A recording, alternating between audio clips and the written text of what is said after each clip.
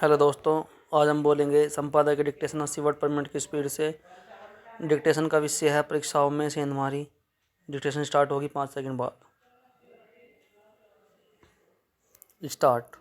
अंततः उत्तर प्रदेश सरकार को पुलिस भर्ती परीक्षा रद्द करने का फैसला करना पड़ा। यह परीक्षा होते ही उसके प्रश्न पत्र लीक होने के आरोप सामने आ गए थे।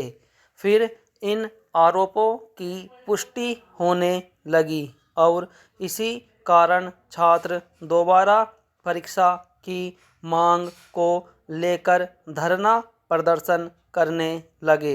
यह तो ठीक है कि योगी सरकार ने समय रहते इस मांग को पूरा करने के साथ ही यह स्पष्ट किया कि 6 माह के अंदर दोबारा परीक्षा होगी और दोषियों को कठोर दंड का भागीदार बनाया जाएगा। लेकिन आखिर इसका क्या कि लाखों छात्रों को फिर से परीक्षा देनी पड़ेगी।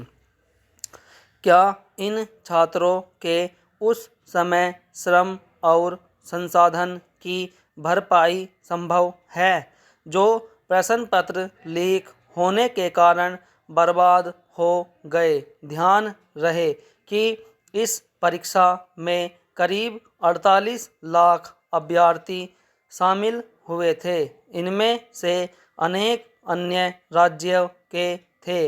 इन्होंने परीक्षा देने के लिए लंबी दूरी तय की थी। जब किसी भर्ती परीक्षा के प्रश्न पत्र लीक होते हैं तो केवल उसका आयोजन कराने वाली संस्था और सरकार की विश्वसनीयता ही नहीं छिजती, बल्कि छात्रों को मानसिक संताप का भी सामना करना पड़ता है। इसके अलावा दोबारा परीक्षा कराने से नए सिरे से सरकारी संसाधन खर्च करने पड़ते हैं। यह पहली बार नहीं जब किसी भर्ती परीक्षा के प्रश्न पत्र लीक हुए हों। उत्तर प्रदेश के साथ अन्य राज्यों में भी ऐसा हो चुका है। सच तो यह है कि देश के विभिन्न हिस्सों से भर्ती परीक्षाओं में गड़बड़ी के समाचार आते ही रहते हैं। भर्ती परीक्षाओं में धांधली एक ऐसी बीमारी है जो खत्म होने के स्थान पर बढ़ती दिख रही है। इससे यदि कुछ स्पष्ट है तो यही कि भर्ती परीक्षाओं में सेंधमारी करने वाले बेलगाम हैं। 3 वर्ष पहले उत्तर प्रदेश में जब टीचर्स एलिजिबिलिटी टेस्ट का प्रश्न पत्र लीक हुआ था तो योगी सरकार ने आरोपित पर रासुका और गैंगस्टर एक्ट के तहत कार्रवाई की थी।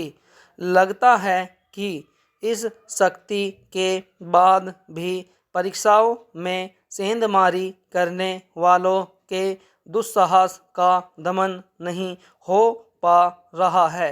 अन्य राज्यों में भी यही स्थिति दिखती है।